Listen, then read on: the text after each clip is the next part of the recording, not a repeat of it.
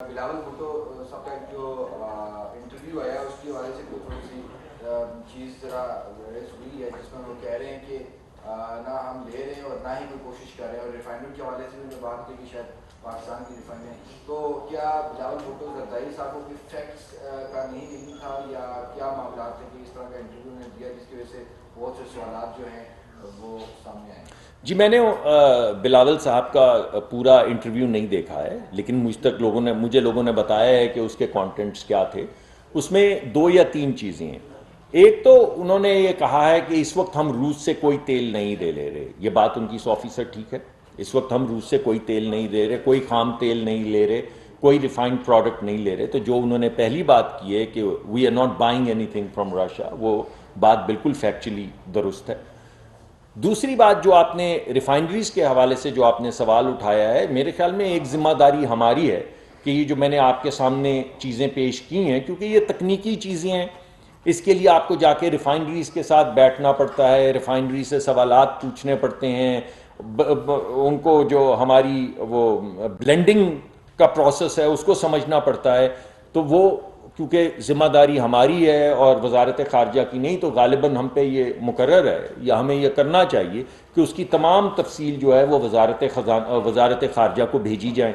तो इंशाअल्लाह इस कन्फ्यूजन को दूर करने के लिए रिफाइनरीज़ के नाम के साथ और उनकी कैपेबिलिटीज़ के साथ और उस ख़ाम तेल की क्वालिटी के साथ जिसका नाम सोकोल और यूरोल है, और उसके अलावा रूस ने इस बात पे भी आमादगी का इजहार किया है कि वो ब्लेंड करके जो चीज़ हमारे लिए काम कर रही होगी, यानी मुख्तलिफ ख़ाम तेलों को मिला के वो ख़ाम तेल की वो क्वालिटी देंगे जो पाकिस्तान में मैक्सिमम इस्तेमाल हो सके। तो मैं समझता हूँ किसी हद तक ये हमारा फ़र्ज़ है। शायद हमें इजाफी काम करने की ज़रूरत है हमारी वजारत को कि हम वजारत ख़ारजा जो है उसको ऑन बोर्ड लें, और ये जो तफसील मैंने आपके सामने रखी है एक रिटन फॉर्म के अंदर हम वजारत ख़ारजा को भेज देंगे, ताकि इसमें कुछ इबाहम ना रहे, कन्फ्यूजन ना रहे, क्योंकि ये टेक्निकल मामलात हैं। ये तो अगर आप सीरियस हकीकत यह है कि अगर आप सिर्फ वजीर बन के और अपने हाथ नहीं गंदे करने चाहे तो आपको भी बाज़ मरतबा पता नहीं होती। तो वो जो इबाहम है वो इंशाल्लाह दूर कर दिया जाएगा, और हम समझते हैं ये हमारी जिम्मेदारी है कि हम इसका बाइन लें वजारत से। तो हम उनको ये तफसीली जो मैंने मामलात आपके सामने रखे इनकी तफसीलात उनके सामने पेश कर देंगे, ताकि ये इबाहम ऐसा ना रहे। मैंने आपको पहले भी बताया था कि हम रूस गए, वहाँ पे हमारा बहुत अच्छा हमारा विजिट रहा, जिसमें बड़ी क्लियरली उन्होंने हमें ये बताया कि वो हमें क्रूड ऑयल यानी जो हमारा हमें खाम तेल जो हम इस्तेमाल करते हैं अपनी रिफाइनरीज में, वो हमें खाम तेल देंगे और रियायत पे देंगे, और जो पूरी दुनिया को डिस्काउंट मिल रहा है उतना ही डिस्काउंट या उससे ज़्यादा डिस्काउंट इंशाल्लाह हमें मिलेगा। और इस बात को हम आगे बढ़ा रहे हैं। उनके पास 8 किस्म के मुख्तलिफ क्रूड्स हैं। उनमें से 2 क्रूड्स जो हैं सोकॉल जो साइबेरियन लाइट है, और यूरोल जो कि एक और लाइट क्रूड है। ये दोनों क्रूड पाकिस्तान की रिफाइनरीज जो हैं वो इस्तेमाल कर सकती हैं। हम जाने से पहले इन रिफाइनरीज से मिलकर गए थे। पीआरएल ने हमें बताया कि 50% तक वो लाइट क्रूड रूसी ओरिजिन का जो है इस्तेमाल कर सकती है। पीआरएल हमारी एक कंपनी है जो पीएसओ जिसको ओन करती है, रिफाइनरी है। पार्को ने, जिसमें हमारी हुकूमत का भी हिस्सा है और यूएई की हुकूमत का भी हिस्सा है, उन्होंने हमें बताया कि वो 30% तक ये लाइट क्रूड जो है इस्तेमाल कर सकते हैं।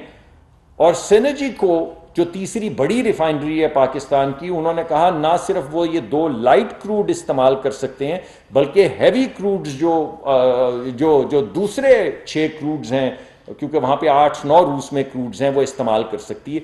तो हम ये तमाम रिफाइनरी से कमिटमेंट लेने के बाद वहाँ गए, और हमने वहाँ पर जाके उनके साथ जो बात की उसके तहत हमें क्रूड जो है वो मिलेगा, लाइट क्रूड मिलेगा, जिसका मैंने आपको नाम बता दिए, सोकॉल और यूरोल। ये 2 क्रूड्स हमें मिलेंगे और हमें डिस्काउंट पे मिलेंगे। हम ये समझते हैं कि आने वाले वक्त में तवानाई की कीमत कम करने में बड़ा अहम रोल होगा इस क्रूड के हसूल का पाकिस्तान में। उसके अलावा उन्होंने हमें यह बताया कि वो हमें जो फिनिश्ड प्रोडक्ट्स हैं यानी डीजल और पेट्रोल, ये दोनों प्रोडक्ट्स भी देंगे। और इंशाल्लाह इसके ऊपर भी डिस्काउंट हम निगोशिएट करेंगे। जब उनकी टीम इधर आएगी तो फिर वो मामला तय होगा कि किस भाव हमें मिलेंगे, दुनिया में क्या भाव चल रहा है।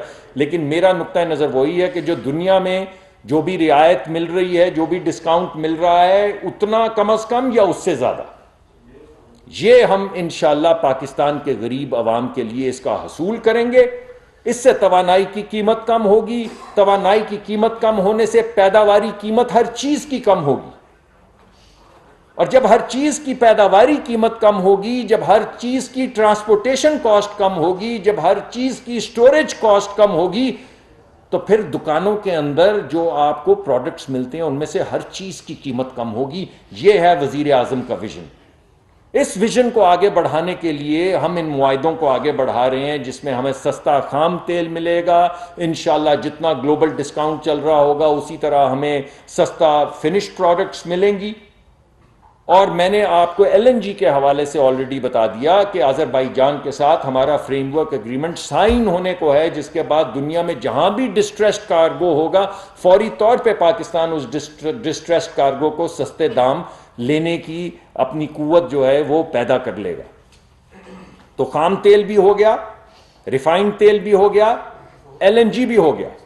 और आपको यह मालूम है कि अभी हम तुर्कमानिस्तान गए थे और तुर्कमानिस्तान के साथ हमने टापी को कंप्लीटली रिवाइव करने के लिए अपनी कमिटमेंट्स जो हैं उनको दोबारा से शुरू किया है। और मिनिस्ट्री में एक सेल बनाया है जो तुर्कमानिस्तान का प्रोजेक्ट जो है, जिसके जरिए pipe gas 1.3 billion cubic foot की पाइप गैस हमें मिलेगी, सस्ती पाइप गैस हमें मिलेगी।